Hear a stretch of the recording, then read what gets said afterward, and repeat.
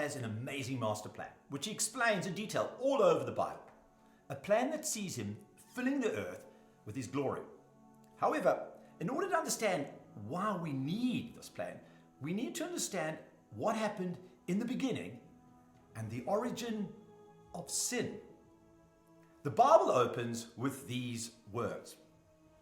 In the beginning, God created the heavens and the earth. We read how God creates everything, including humans, who he created in his own image. And then in Genesis 1 verse 31, it says that God saw all that he had made, and it was very good. The plan began with everything being very good. However, God didn't create robots, he created people with choice. Love can only be expressed if you're given a choice. And so God asked Adam and Eve to look after the garden he had planned for them. And he gave them a choice. He said, do not eat of the tree of the knowledge of good and evil. The choice to obey or disobey was up to them. However, Adam and Eve chose to disobey God's command. And they took of the fruit of the tree and they ate it. And in that act, sin entered into the world.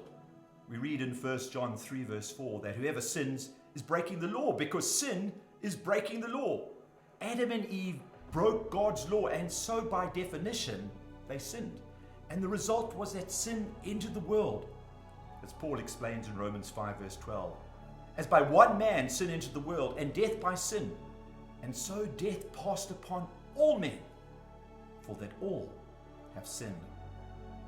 What was very good was now marred. A great division was created between God and humankind.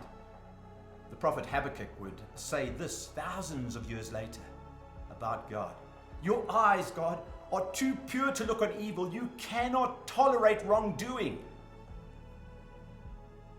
And so humankind could no longer live in the presence of God's garden. And we read that God drove Adam and Eve out, and he placed on the east side of the Garden of Eden cherubim in a flaming sword flashing back and forth to guard the way to the tree of life. Sin had entered the world. A massive separation gaped widely between God and humankind. And that is where the story could have ended. Humankind forever separated. Unless God put in place a plan to reconcile us back to him. And that is exactly what he did.